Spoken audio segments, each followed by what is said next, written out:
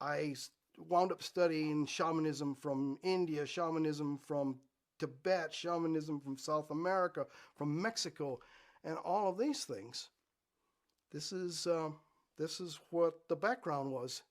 Now then, Rick Strassman was advertising in some magazine somewhere about wanting volunteers for a particular study in a psychotropic, and I didn't know DMT from STP at that time because I didn't know the scientific name for it. But he was looking for volunteers to check this psychotropic, and I remember reading that and I'm thinking, oh my God, another mad scientist trying to mess things up for us. This is bad. I better get involved in this and make sure that somebody doesn't get hurt, and that at least there'd be some sensitivity towards what this stuff is really about. I had these visions of mad psychiatrists doing experiments on people, just to see how whacked they could make them be under different stressful conditions. And I had them rats, I had the rats in the maze kind of vision of what these characters were going to be doing. I said, I better get over there. I'm going to volunteer, but not so much as for my own benefit, but for the benefit of not only the people involved, but also for the whole thing, because I want this thing to be perceived. Psychedelics need to be seen in a positive light. If these guys drive somebody crazy, if these guys hurt somebody, it's going to reflect poorly on psychotropics. And then the up-and-coming shamans, or the shamans that are taking these things now, are going to be stepped on. They'll be repressed because they say, we have scientific evidence conducted by the University of New Mexico saying that this stuff can drive people absolutely crazy. I did not want to hear that, read about it, and so I had to step in to see what I could do to fix that.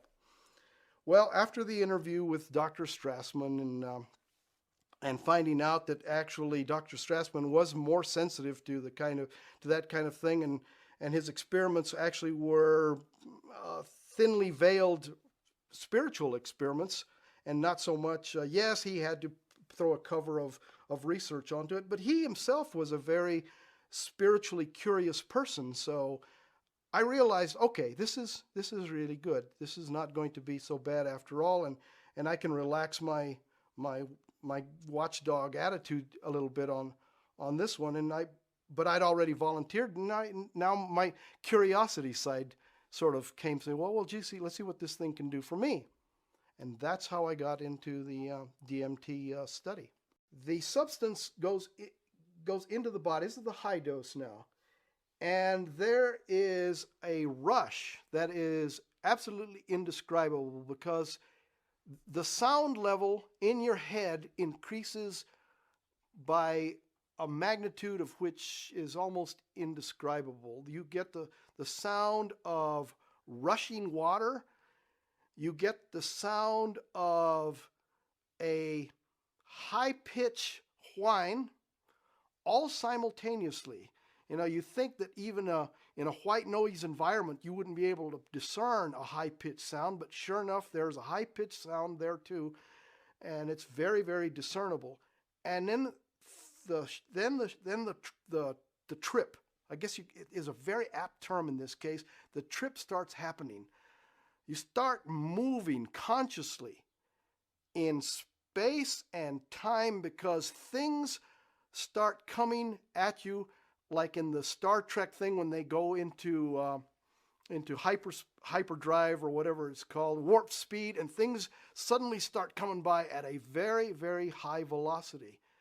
Suddenly your thoughts, instead of coming in at a very leisurely pace where you start thinking thoughts and you move from that thought to the next thought and you move to the next thought, and that thought gets old and you move. Now the thoughts are coming in at a velocity of which is almost incomprehensible. They are just, thought hits and boom, and you grok it, or you try to, and it goes and it's coming, and the next thought comes, and then pretty soon the thoughts are no longer just thoughts, they're whole concepts. Big concepts are just come floating through, and then images start coming into the mind along with the concepts. All of this is coming at you at a very high velocity, which incidentally, it's already way too fast, and it's increasing. So you exponent figure, oh my God, things are increasing. Pretty soon I won't be able to keep up with this. Information and images are going to be coming so fast, I am going to lose it. So sure enough, you reach that point where just data and images are streaming in far greater than your mind can deal with it. So what happens is the mind kind of just like a computer that's gone overload just kind of tilts. It just winks out, just go click. But that's just the first step. Now your mind has winked out. Your rational mind has winked out. But the human being is a very complex organism. You have layers of things that we could only call humanity. And so then next thing is you have an emotional mind. So now, you are working purely on emotion, and now things are starting to overwhelm your emotions. And then pretty soon your emotions are so overwhelmed, they wink out. Well, after like going through several layers of these things, I'm running low on me. Things have started to wink out in such a thing. All of a sudden, way back in there, something says, you're dying. And then a very clear thought forms. How it formed in this hurricane of data, but a clear thought formed and said, I knew this was going to happen. You go to a hospital, and I'll be darned if some fool doesn't give you the wrong medicine and these jokers poisoned you. Of all of the places to get poisoned in a hospital, I have taken poisons deliberately on the outside world to try and get these spiritual experiences, but I always knew what I was doing, so I knew how much to take, and I never killed myself.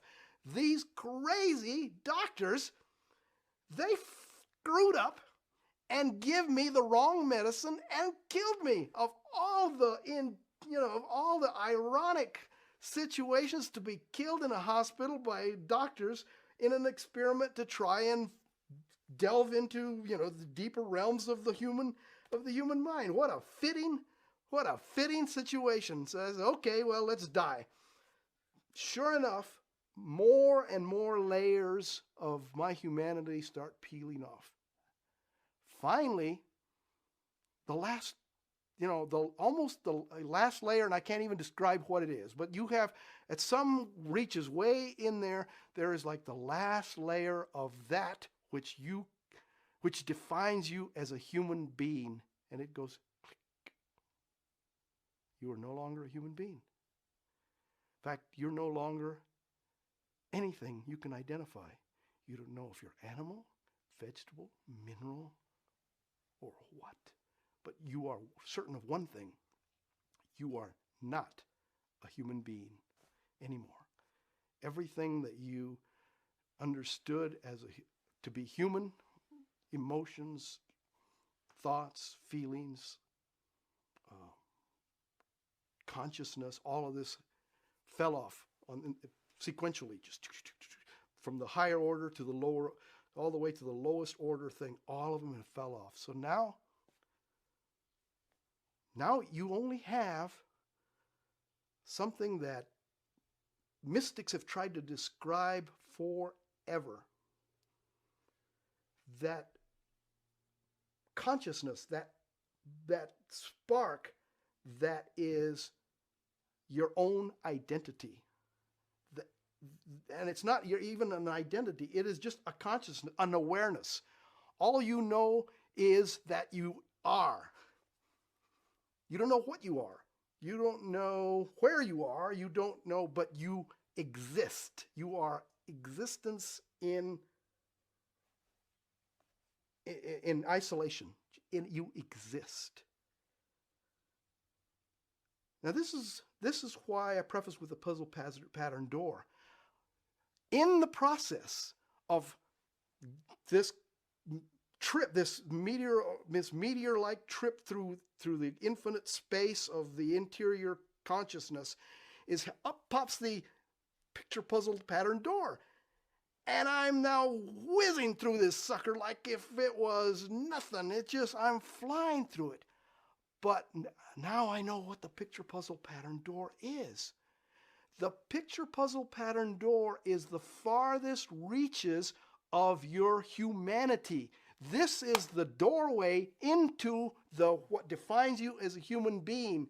When you go past that, you stop being human to a degree, and the further you get away past this point, the further away you go from being a human being.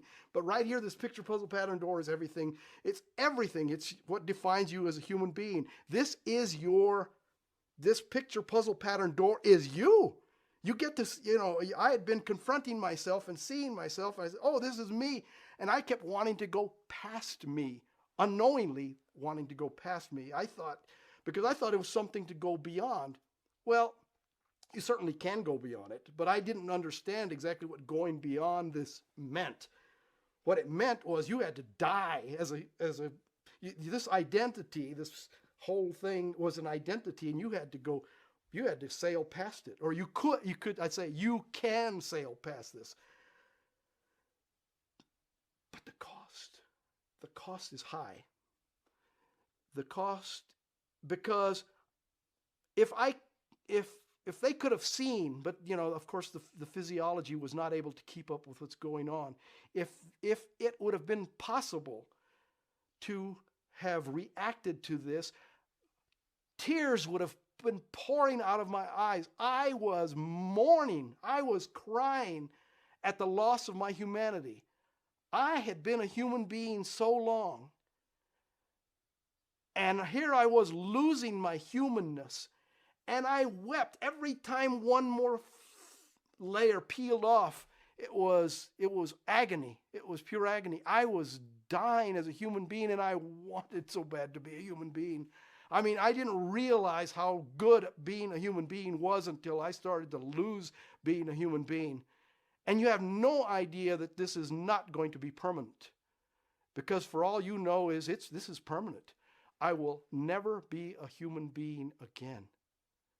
And so there was a lot of sadness about losing. As each layer fell off, there was a lot of sadness about losing each layer of my humanity. So I reached the end of this process. But of course now the kaleidoscope show and all the lights and buzzes and hums and gone. Then I encountered the other thing.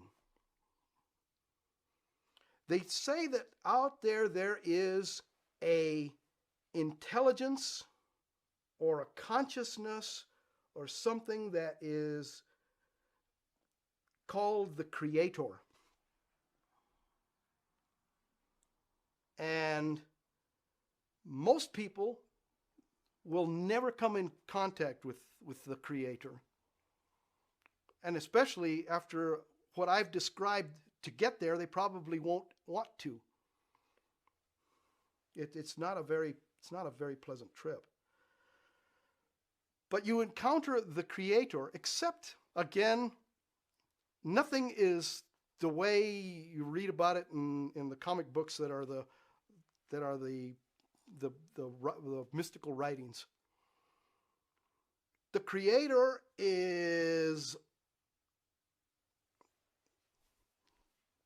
huge, deep, wide, tall, and has aspects, many, many aspects.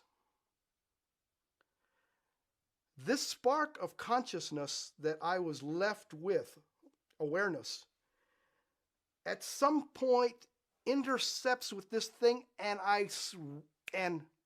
that recognized something. I said, I'm a part of this. I am that thing, as vast as it is I am a part, at this point, I am a part of that. So I'm the Creator. Or at least a molecule in the Creator's cube or substance. But something even more, I can even take it even further. Once I identified that I was part of the Creator, I actually recognized what part I was. And this is something that is was totally fascinating to me. In the process, again, the great search to be the shaman that I was supposed to be, I studied many, many aspects of God and deities and great sages and saints and mythical characters, all of this. When I found my place in the cube of the Creator, I actually identified which one that I actually had a name, a face, and I had an identity. I was somebody. I was one of the people that I read about back when I, was a human being and could read, and I said, "Oh, I am." And I'm not going to tell you who that is. I can't do that. That's too much. There are some things that I have to keep secret. But I identified who I was, and it turns out I'm a pretty major player in the scheme of creation. But I identified it. Now here's an interesting thing is, okay, now I am the universe as I am the Creator observing, the universe, but not really, because all you're really aware of is your ownness, your own beingness, and your identity. But I guess what's happening is the DMT is wearing off. And so now something happens. The Creator, or the aspect of the Creator that I am, now has to go somewhere. So what does the Creator do? Creates a world to come back into. So little by little, I start creating the world that I'm going to live in. And I start creating, that's creating some of the more finer aspects of the creation and more grosser aspects. And so I'm simultaneously creating my body and myself again, but I'm also creating the physical world that I'm going to come back into. And as I'm creating it, as it starts to come back together, I start creating it more and more based on, now memory has started to come back in, and I start recreating it according to my memory. And I recreate the world as closely as I possibly can to the way it was when I left. As closely as I can to the way it was when I left. Because now I am nostalgic. I am so, again, remember all those tears and everything about leaving and how I missed this and how I missed that. So I recreate everything back the way it was because I so missed it. So I create the universe back the way it was. Boom. I wake up or come back and I ask them to remove the eye shade from my eyes. And I'm going to, again, digress a little bit. In that state where you are one with the Creator, there is no real sense of time. Heck, there isn't even a sense of space, place. There is only a sense of being. So while I was on the trip, both out and back, in my warped sense of time, I had been gone for at least, by my reckoning, for at least 1,000 years. 1,000 years, possibly more. Wasn't quite sure. It was tough to grab a handle of what was going on. So when I am back in my body and I ask him to remove the eye shades, okay, now my mind is filled with these thoughts of last time I remember, these doctors in this hospital had killed me by giving me the wrong medicine, and I died. But then I realized I was in a hospital, and I said, you know what? This century is fantastic. They kept my body all of this time. They kept my body just because they didn't know what the heck to do with it. And I guess for research or for whatever reasons, they kept my body, and thinking maybe I was going to come out of this coma. And I can't believe they kept it for so long. So I was wondering, gee, I wonder if there is anyone left from my family, like maybe a great-great-grandchild, or like maybe, a really, really distant, because 1,000 years, how many generations could go by? But I mean, is my name even still in the books? Or are there any books?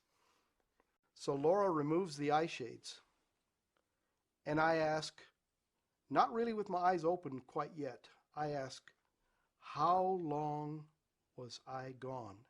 Because I needed to know. I just, again, very concerned. Is any part of my family still around? Are there any children, grandchildren, or something like this? So it wouldn't be a shock to me. I just so I'd prepare myself. How long was I gone? Thinking hundreds of years at least, 1,000 years most likely.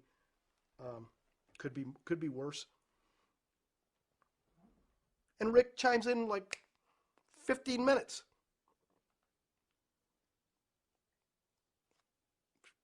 For a moment, I'm shocked. I'm like, mind, has to try to catch up, because now the whole cognitive dissonance of the experience has to catch up. I was gone for 15 minutes. 1,000 years of experience in 15 minutes.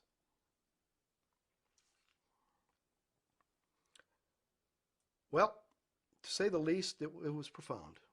It was profound. But then, in that kind of jogging back into the world, another thought now occurs to me and said, oh my God, I blew it. I totally blew it. When I reconstructed the world, I had an option. I was so nostalgic for the world as I knew it that I recreated it exactly as I knew it. And I had the option of creating the world in a myriad of different ways. I could have created a world where there was peace. I could have created a world where there was no hunger. I could have created a world where there was cures for diseases. I could have created many, many different possible worlds. But no, I created the same stupid world that I left because I missed it. I was nostalgic for that godforsaken condition. As miserable as I thought it was when I left, I went right back to it because I missed it. What a blunder. What an incredible blunder. And so there it was. And then we chatted, Rick and I chatted for a while. And he says, do you think you can fill out the questionnaire? And